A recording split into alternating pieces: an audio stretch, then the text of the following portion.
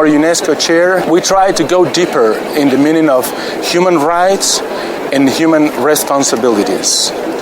The UNESCO chair in Bioethics and Human Rights is in an uni-twin project. That means twin universities. So we try to help. The meaning of the reason of this project is how a university in a developed country can help universities in developing countries. UNESCO as a whole struggles with many scientific decisions and how to work in the different societies of the world to make things better. And this particular UNESCO chair has really worked hard to allow religion to be not only something that is usually separated from the work of such an organization, but to bring it to the forefront as a way to help guide these types of decisions. And so for this, I am very grateful. I was lucky enough to be privileged to be invited by Professor Alberto Garcia Gomez to participate in the first UNESCO chair in bioethics and human rights meeting in Jerusalem in 2009. And that experience was one that opened doors for many of us who were there. It gave us a first glimpse at what was possible. And then to be able to come together for this next one here in Rome gave us an opportunity to delve a little deeper and to widen the scope, because in Jerusalem we were 3 basic traditions and now we were 6. Here in these last few days from October 9 to 11th, we have gathered experts in bioethics from 6 different religions, including Buddhism, Christianity, Confucianism, Hinduism, Islam, and Judaism. And we gathered here together to discuss amongst ourselves a principle that was found in the Universal Declaration on Bioethics and Human Rights of 2005, which is the principle of vulnerability and human integrity. We had actually about 16 experts coming from over the world, about 10 countries, from Asia, from North America, from South America, from Europe. Obviously, we're trying to say that amongst these different religious traditions, there are a lot of things that we could find in common. And yet the approaches are very different from different traditions. So sometimes we try to find a common ground, but the more important aspect of this, workshop is to create this space, which is a meeting ground, where these groups can actually come together and talk. And then if you could find a common ground, which I think we could, that'd be great.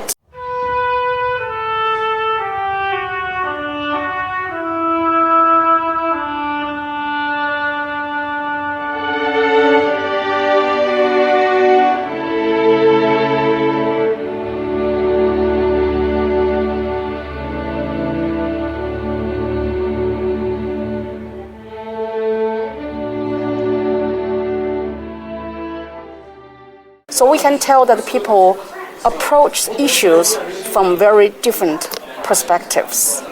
And I think what interests me is that with these varieties, we still can come up with some common ground, something that we share, no matter which background we are from.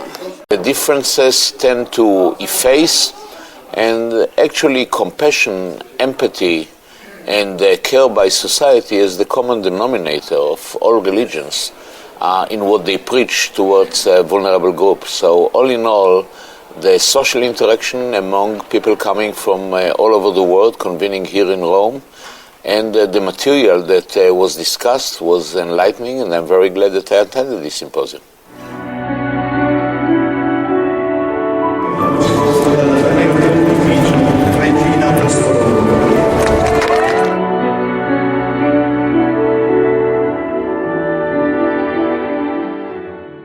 This area of the religious perspective, looking into the bioethics, is something which is very important, because especially coming from the Indian subcontinent, where we have a secular country, where we have so many religions, and generally looking into the bioethical issues, we don't talk about the religious perspectives, we always talk about the medical and the social perspectives.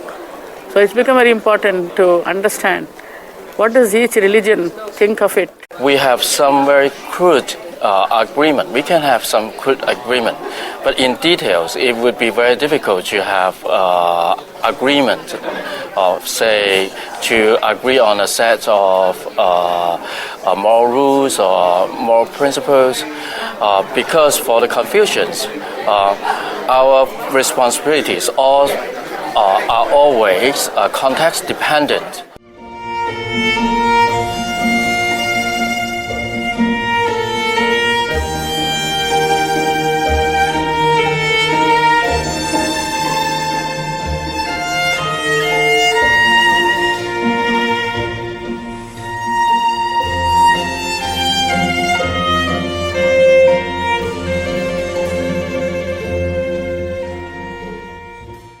L'ho trovato un convegno di grande interesse, soprattutto perché i dialoghi e le relazioni sono state molto libere.